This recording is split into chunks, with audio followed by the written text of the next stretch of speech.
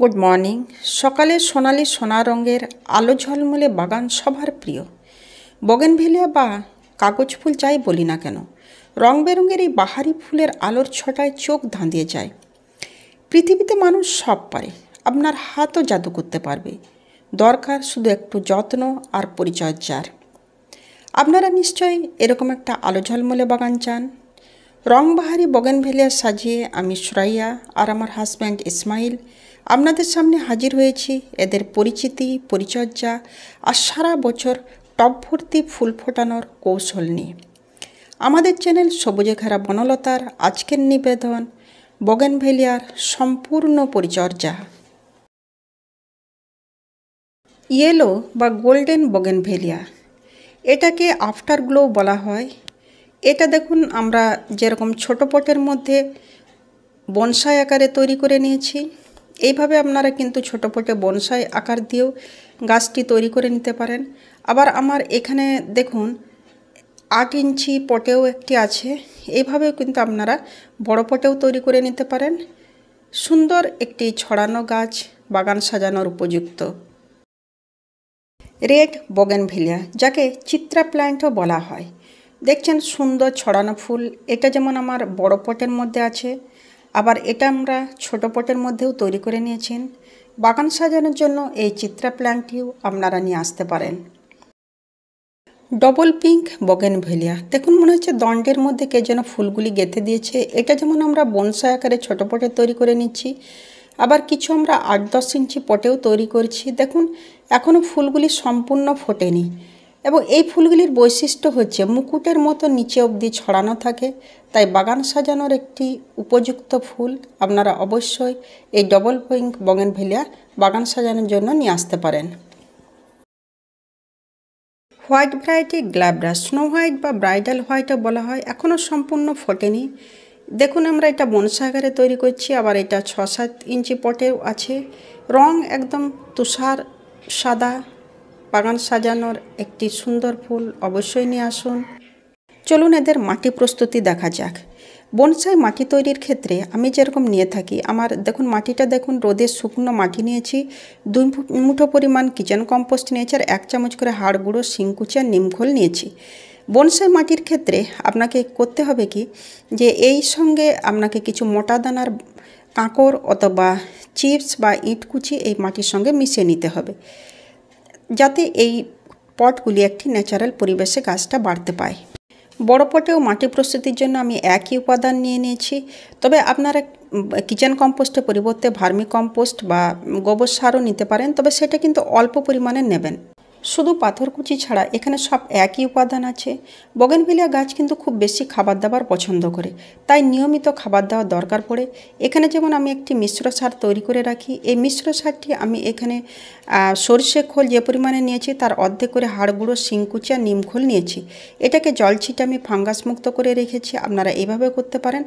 আবার এই সারটি কিন্তু আপনারা ডাইরেক্টও ব্যবহার করতে পারেন, সেক্ষেত্রে সরষে খোলটি দেবেন না, তার পরিবর্তে আপনারা ভার্মি কম্পোস্ট বা কিচেন কম্পোস্ট 2 মুঠো পরিমাণ নিয়ে নেবেন।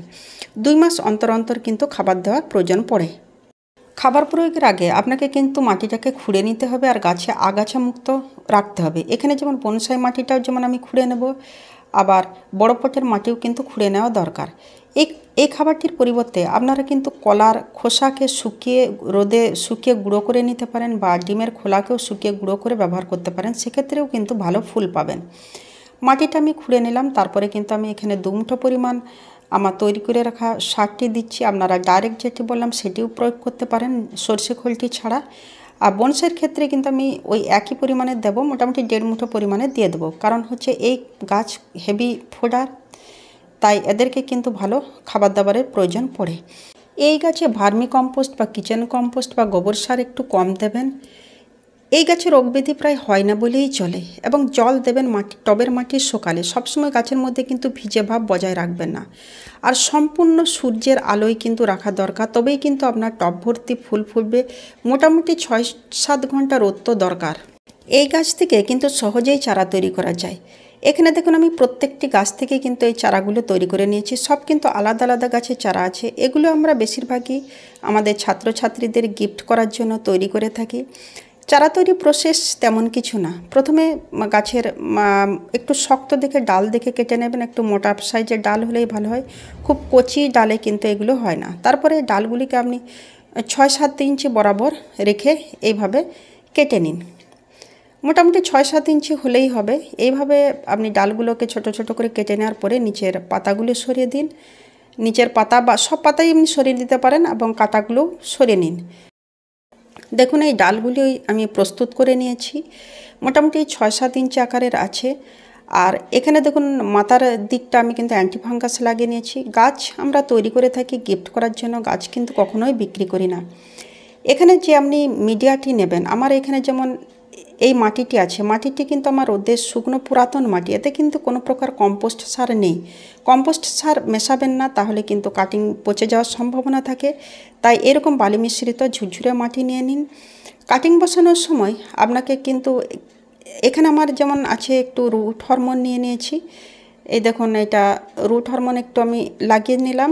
রুট হরমোন আপনারা লাগাতেও পারেন, তাহলে কাটিংয়ের শিকড়টা তাড়াতাড়ি গ্রো হয়। এই দেখুন এটা আমার রুট হরমোন আছে। কাটিংটি বসানোর পরে কিন্তু আপনাকে কিন্তু মোটামুটি মাসখানেক ছায়ার মধ্যে রাখতে হবে। কাটিংটি দেখুন এখানে পাফগুলো দেখে নেবেন, এখানে যেমন 1টি 2টি 3টি 4টি, মোটামুটি 4টি পাফ বসালেই কিন্তু যথেষ্ট।